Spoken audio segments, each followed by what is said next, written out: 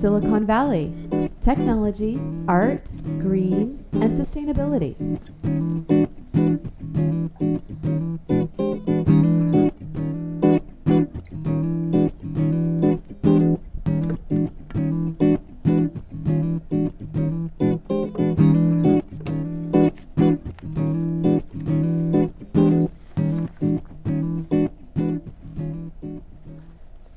Welcome to another episode of Silicon Valley Tech, Art, Green, and Sustainability. Today I'm honored to have with me Geoff Alexander, and you're from the American Film Archive of North America. I want to get that right. And thank you for joining us today. Before we get started on what you do and your nonprofit, can you tell us a little bit about yourself and your background, where you're from, whatever you want to share? I was born in San Francisco, but I grew up in San Jose. I went to Lee High School. And at one point after high school, I ended up working for the County Office of Education, taught special ed children, and started showing them 16 millimeter films. That was our mediated curriculum in those days. And what I would do is I would bring the films home at night. Okay, you say those days. How long ago? Oh, we're talking about like 1978. Okay. Okay. I would say 80s, so almost guessed it right. Yeah. But what was interesting is I'd bring the projector home, I'd bring the films home. I lived in an apartment, shine the films across the apartment building across the way, invite people over for beer and hot dogs, and we'd all preview the films. And so it was just fun watching these films. That's how I initially got started doing this. And then did you go to school, college for something in the arts, or? Well, I went to the Berklee College of Music in Boston. Okay. And came back to San Jose after that, decided I didn't want to play music for a living. And what kind of instrument did you? Electronic Farfisa organ. Okay, interesting. Yeah, and I was playing some real avant-garde stuff.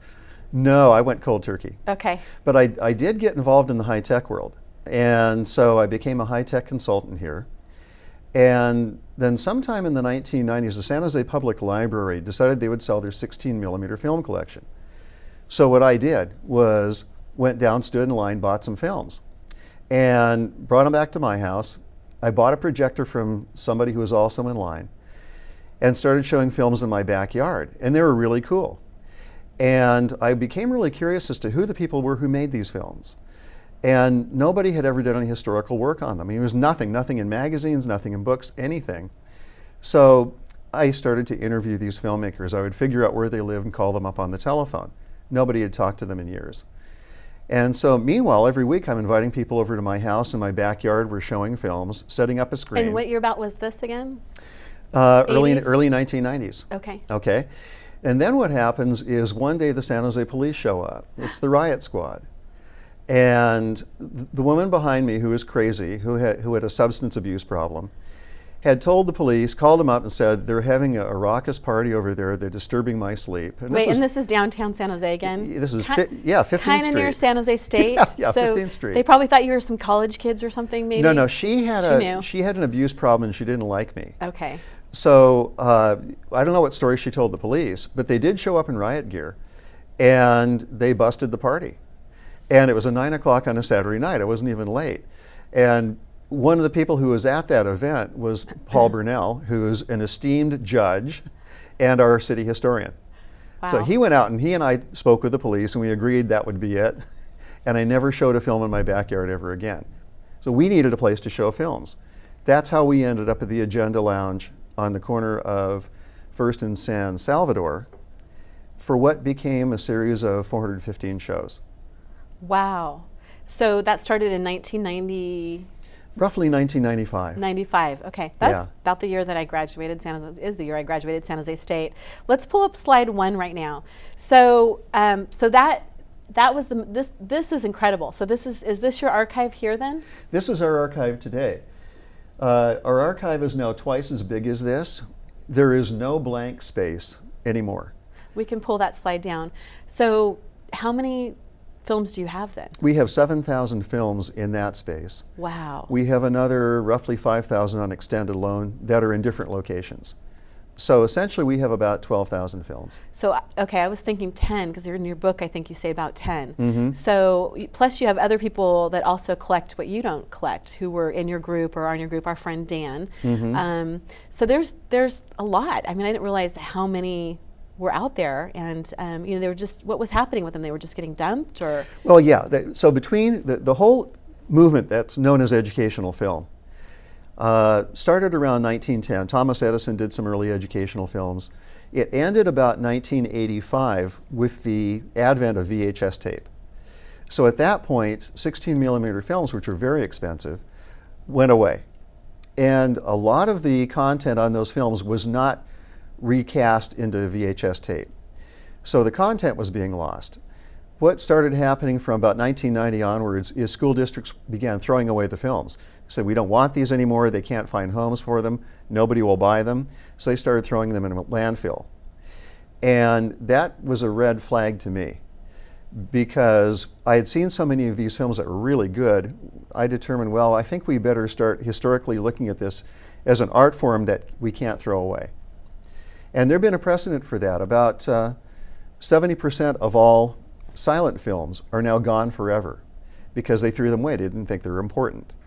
And we knew that was happening with these kinds of films. And it's North America, and did I read in the book that Canada is where a lot of this was produced? Yeah, so the name of our archive is the Academic Film Archive of North America.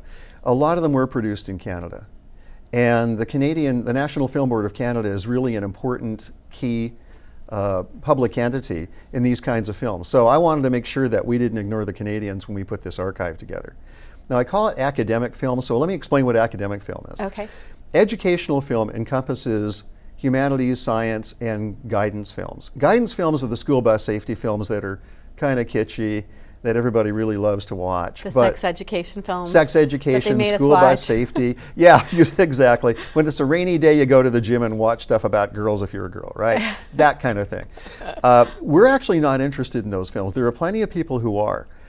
We're interested in the humanities and the science films because the content is so darn good and so interesting. And we didn't want to see the content go away.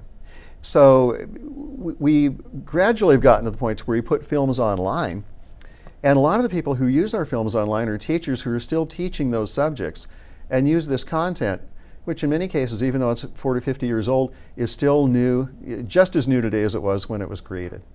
So you've been doing this over 20 years then? Yeah. Wow. Yeah. Okay. And this is a question that I didn't prepare you for, but are there other similar organizations like on the East Coast that are doing the same thing, or are you pretty much the only one that's doing this? Well, we're the only archive in the world that's focusing on this type of material. Okay.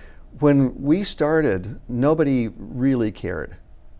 But we talked it up, wrote a few books, made a lot of presentations. And now other archives are starting to realize this material is really important. And are these a couple of your books here? Do you want to show? Yeah, these are a couple of books. Films You Saw in School. Okay. I'll hold this up so if they want to take a close-up of this. So Films You Saw in School. And then the other was Academic Films for the Classroom. Okay. The difference is Academic Films for the Classroom is a history of the people and companies that made these films.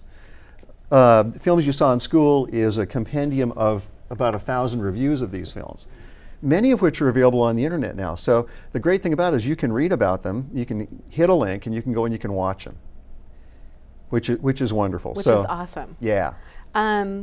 So I'm going to pull up the next slide.